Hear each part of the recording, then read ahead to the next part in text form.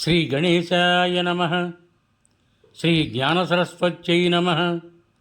శ్రీ గురుభ్యో నమః. శ్రీ మహాగాయత్రీమాత్రే నమః. శ్రీ మహాగాయత్రీమాత యూట్యూబ్ ఛానల్కు అందరికీ స్వాగతం. ఆహ్వానించువారు కాశీవజ్ర సుబ్రహ్మణ్య శర్మ, నిడదవోలు. నార్పల తిక్కయ్య స్వామి 1870 సంవత్సరం నుండి 1924 సంవత్సరం వరకు. ప్రథమ భాగము.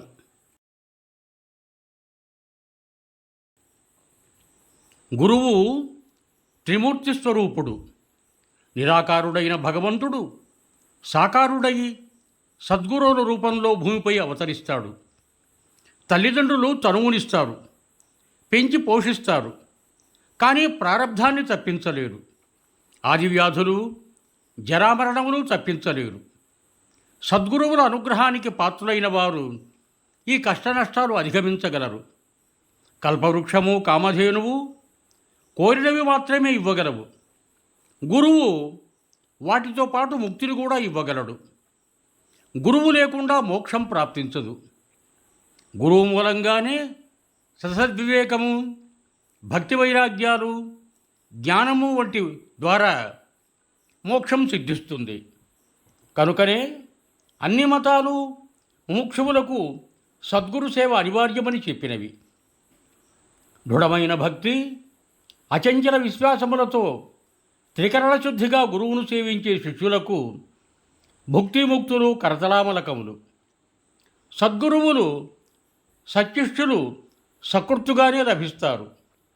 అట్టి సద్గురువుల్లో చేళ్లగురికి ఎర్రితాత ఒకరు. ఆ మహానుభావుని సేవించి తరించిన ఆదర్శ శిష్యులు నార్పల తిక్కయ్య స్వామి. ఆయన గురువుకు తగిన శిష్యుడు. గురువునే భగవంతుడుగా ఆరాధించి గురువుగా మారినవాడు.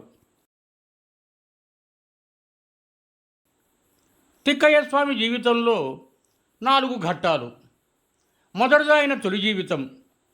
ఆయన ఎక్కడ పుట్టాడో, ఎన్నడు పుట్టాడో, తల్లిదండ్రులెవరో, కులగోత్రాలేమిటో, చేసిన సాధనేమిటో బొత్తిగా తెలియరావు.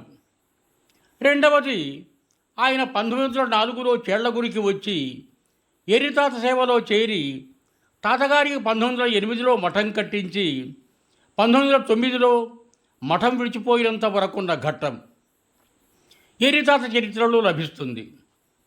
మూడవది, 1909లో మఠం విడిచిపోయి ఎక్కడున్నాడో, ఎక్కడెక్కడ తిరిగాడో తెలియని ఘట్టం. నాలుగవది, 1920 నుండి 1924 మధ్యకాలంలో నార్పలలో ఉండి మహిమలు ప్రదర్శించినది. తిక్కయ్య సహజ కవి.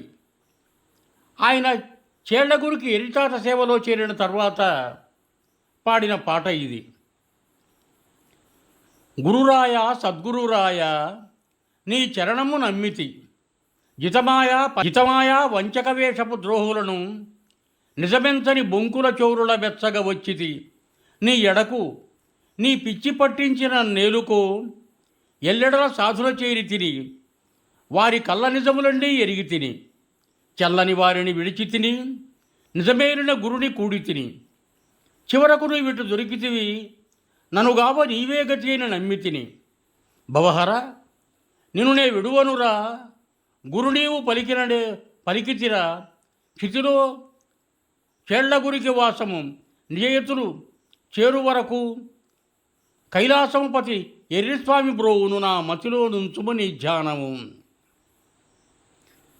ఈ పాటలో తిక్కయ్య గారు ఎర్రితాత సన్నిధికి రాకపూర్వం కపట గురువులను, సాధువేషధారులను చాలామందిని పరీక్షించి కల్లా నిజములెరిగి చివరకు సద్గురుడైన ఎర్రితాతను చేరినట్లు వర్ణించినారు.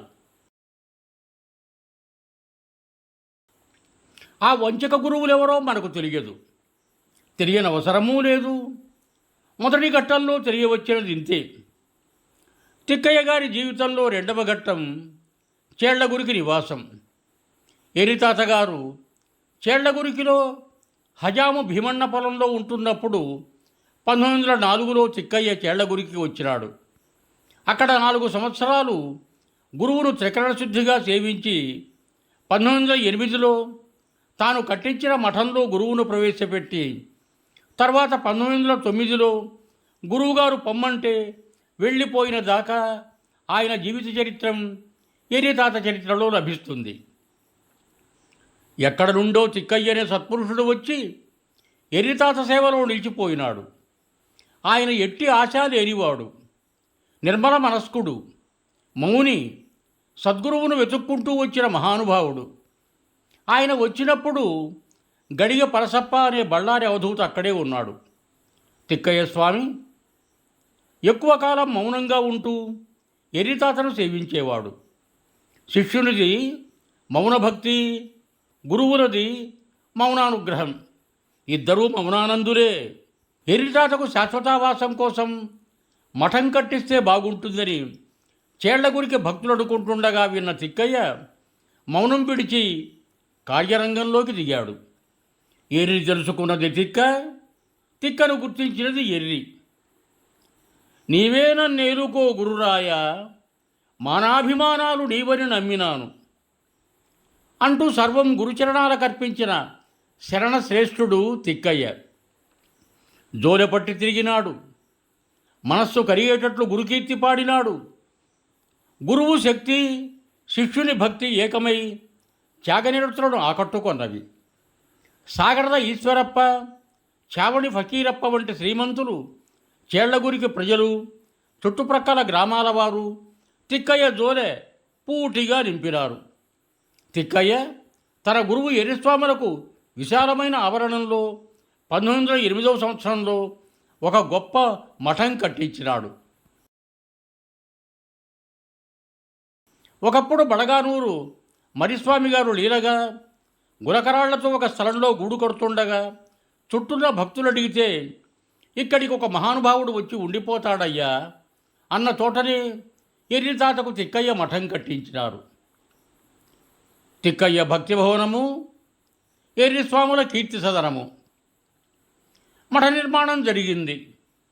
కానీ ఎర్రితాతలందులో ప్రవేశపెట్టడం పెద్ద సమస్య అయింది. గ్రామంలో 2 ముఠాలు ఏర్పడ్డాయి. ఒక ముఠావారు స్వామిని మఠంలో ఉంచవలనంటే మరొక ముఠావారు స్వామిని గ్రామంలోనే ఉంచుకోవాలని పట్టుపట్టారు. కక్షలు, 2 వర్గాల వారు దొమ్మీకి, కార్పణ్యాలు పెరిగాయి. ఈర్ష్యాసూయలు ప్రబలాయి. సిద్ధమైనారు. తమ తమ వాదాలు మ్యాజిస్ట్రేటుకు, పోలీస్ అధికారులకు చెప్పుకున్నారు. ఇంత కష్టపడి మఠం కట్టించిన వర్గం వారు ఎర్రితాత సన్నిధికి పోయి అడిగితే రిజర్వు రానీలేవయ్యా అన్నారు. 2 వర్గాలకు మ్యాజిస్ట్రేట్లు సమన్లందినవి. ఈ ఉభయ వర్గాల వారు మాట్లాడకుండా దూరంగా నిల్చుని ఉంటే అధికారులే స్వయంగా స్వామి అభిప్రాయం కనుగొని దానికి అనుగుణంగా వ్యవహరిస్తామన్నారు. రిజర్వ్ పోలీసు బలగంతో సర్కిల్ ఇన్స్పెక్టర్ చేళ్లగురికి చేరినాడు. దొమ్మి జరగకుండా బందోబస్తు చేసినాడు. స్వామి తప్పక మఠానికి వస్తారని ఆశించే తిక్కయ్య అనుయాయులు తాతగారికి ఘనమైన స్వాగత సన్నాహాలు, గణారాధనకు భోజనం ఏర్పాట్లు చేశారు. ప్రత్యర్థులు ఇదంతా వృధా అని అపహాస్యం చేశారు. నిర్ణీత సమయానికి సరైన బందోబస్తు చేసి సర్కిల్ ఇన్స్పెక్టర్ స్వామిని సమీపించి, ఊరిలోనే ఉంటారా, మఠానికి వస్తారా స్వామి అని అడిగితే, పోదాం పదవయ్యా అంటూ ఎర్రితాత లేచి మఠం బాట పట్టినారు. 1908వ సంవత్సరమే ఎర్రితాత మఠంలో ప్రవేశించారు. తిక్కయ్య సంతోషం ఆకాశపటంచులు తాకినది. ఆ సందర్భాన్ని పురస్కరించుకొని ఆయన ఆశువుగా ఇట్లా పాడాడు. గురువు వచ్చే, గురువు వచ్చే, గురువు వచ్చే, ఇంటికి గురు ఎర్రిస్వామి తా వచ్చే మా ఇంటికి. ఎన్నడూ రాని గురువు ఇప్పుడొచ్చాడు, ఆనంద పదములు మీ కగునన్నాడు. కుంటి గుడ్డోళ్లకు కన్ను కాలిచ్చాడు, గొడ్డావు పాలు పిండుతూ వచ్చాడు. రత్నాల పాదుకలు బంగార జోడిగా నిత్యప్రసాదము తెచ్చే భక్తులకు సాక్షాత్తుగా గురువు బిత్సానికొచ్చాడు. మోక్షమిచ్చే ఎర్రితాతయ్య వచ్చాడు, నిర్వాణ నిజయోగి సర్వస్వత్యాగి శివయోగి కైలాసవాసుడొచ్చాడు. ధరణి చేల్గురికి నివాసుడైనాడు. కోరిన భక్తుల కోర్కెలు తీర్చాడు. సశేషం యువం భూయాత్. సర్వే జనా సుఖినో భవంతు. ధన్యవాదములు.